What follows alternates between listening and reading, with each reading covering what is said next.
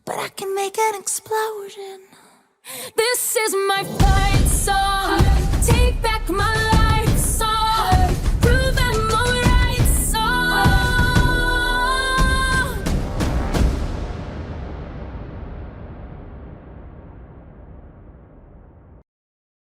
Minsan napapa-question po ako, like, bakit ba nangyayari sa akin to?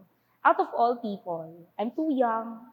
I have a lot of dreams na gusto ko pang matupad. I am Miss Karen Joyce Amolawa.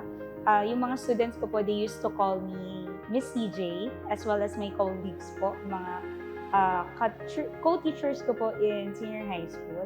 So I've been teaching in basic education for about 7 years. So mag-8 years na po this August, this year. Apart from that, apart from teaching, I'm also handling Search-In. Search-In po is like a faith-based organization. I'm also a homeroom advisor. Yan, part po kasi yun ng work po namin as a faculty. And a current house parent po ng House of Brother Solomon.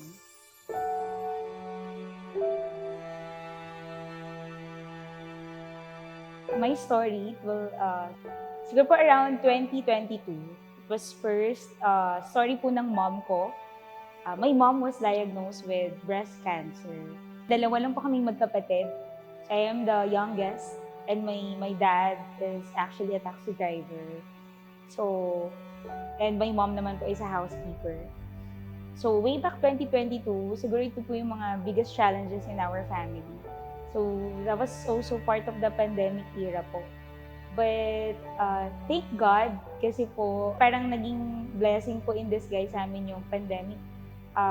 Nagtuturo po ako online while my mom is currently undergoing chemotherapy.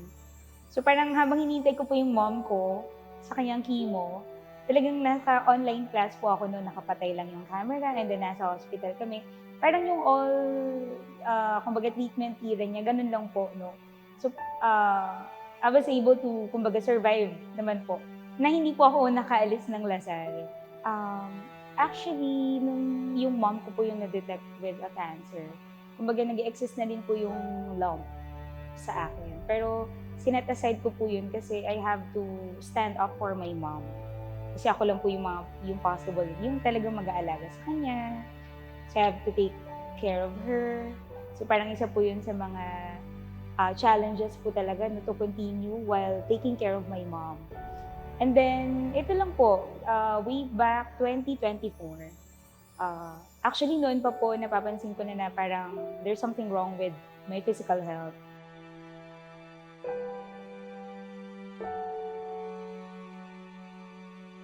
Parang bilis ko po mapagod and so on. Tapos may lump po, like my cyst. So nung una, hindi naman po siya napapansin. Yan. But noong 2024 po, I decided to undergo surgery. Nung una po, I was confident na hindi po siya cancerous. Ayan. Kasi very limited lang po. Small chance na maging cancerous po yung mga ganitong cases. But unfortunately po, right after my surgery, yung doctor ko po, kinausap po yung family namin na sinabihan po kami na cancerous po. And it was found out na stage 3 po yung palliative cancer ko po. Siguro at first, mahirap po i-accept. Kasi unang-una po sa lahat, breadwinner of the family. At the same time, I'm too young. Yun po yung iniisip ko, I'm too young to have ganito pong sakit. But at the same time, I also accepted my faith. Siguro, nakita ko po kasi na yung mom ko din po ay may cancer din before.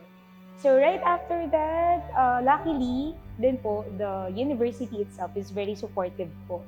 So nung after ko po mag-surgery, wala pong binigay sa akin na turo, loading. Ayan, and then talagang pinag-rest po ako. And then 2025 po, around January to March, so nag-undergo po ako ng radiotherapy.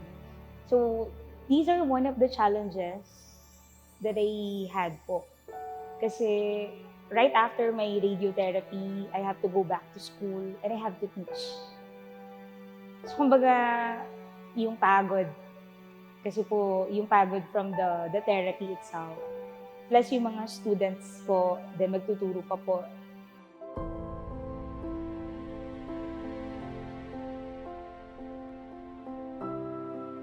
Naniniwala po ako na lahat po ng mga pinagdaanan ko ay, kumbaga, pinagdahanang ibinigay sa akin ng Panginoon. Dahil po siguro para may matutunan ako about myself, may ma-realize po ako sa mga challenges na ito. At the same time, para magbigay po ng, kumbaga, ng hope, especially to my students. At nagpapasalamat din po kay Lord. Kasi yung mga klase po na napunta sa akin, nung ako po ay nag-undergo ng therapy. So, talagang very okay po sila. At the same time, hindi po ako nahirapan. Kahit po nag-undergo ako ng therapy. At the same time, I also have supportive colleagues with me po na kapag po need ko ng assistance, so nandiyan po sila. Most importantly po, my family. And all throughout my therapy sessions, so talagang nandiyan din po sila to support me in all ways na kailangan ko din po. I continued teaching. Kumbaga, hindi po ako nahadlangan ng sakit ko, which is, yun nga, cancer, to continue being a silent teacher.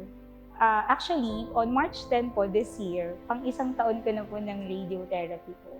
And I'm currently under monitoring pa din po. Kasi related po dun sa sakit ko, ayan.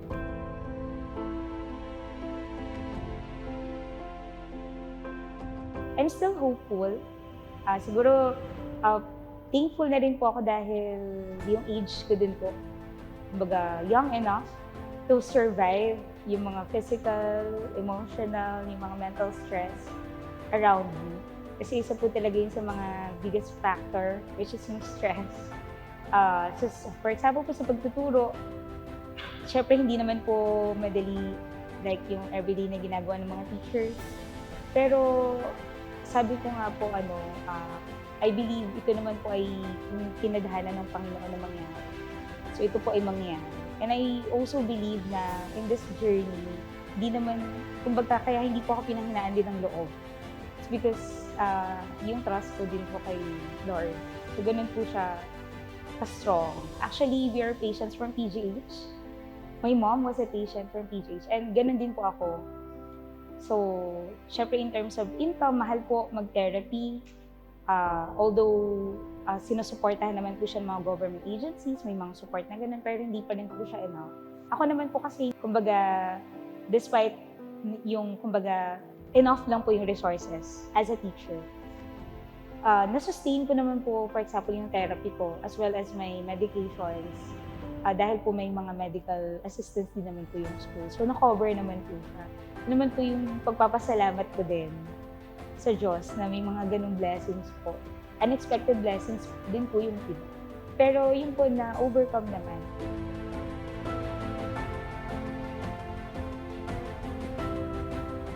Siguro isa po talaga sa mga kumbaga major influence sa akin in terms of having a positive outlook po despite of this is my mom. She is a devout Catholic po. Kumbaga, lagi kami nire-remind na nandun yung faith kay Lord, yung pag-asa, kahit na nahihirapan. Tsaka kung ito yung binigay sa atin ng Panginoon, then we have to face it. And we really need to have the courage lang naman at magtiwala sa Kanya. Kasi at the end of the day, matatapos din naman yung mga paghihirap.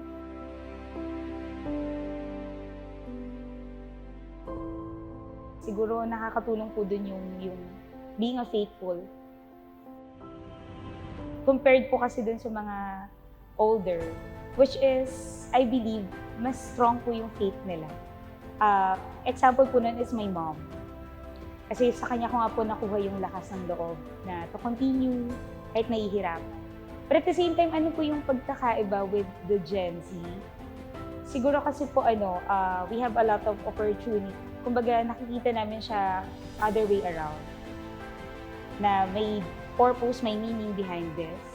Possible po na gano'n. Kumbaga, may reason bakit nangyayari po itong mga challenges nito. And yung reason na yun, basically is baka to inspire others. O kaya naman po may ma-realize pa about sa amin, sa sarili namin.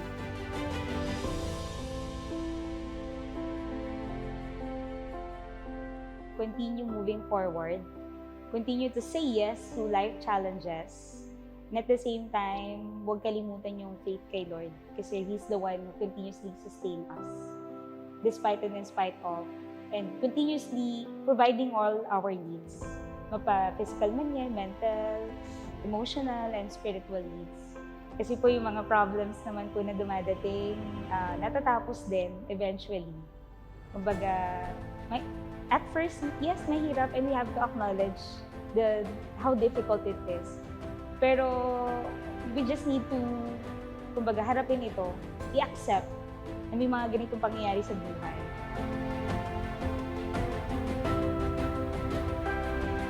Babae, ang iyong lakas mula sa malasakit. Ang tatag na mula sa iyong puso, ang bawat pagsubok na iyong hinarap. Ang bawat sakripisyo. ang bawat tagumpay. Hindi sapat ang salamat para sa tapang na iyong taglay. Babae, laban, bangon, sulong. Iba't ibang mukha. Iba't ibang istorya. Hindi ka nag-iisa. Laban lang, Pilipina.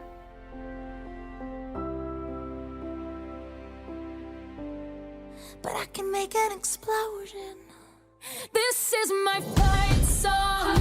Take back my life.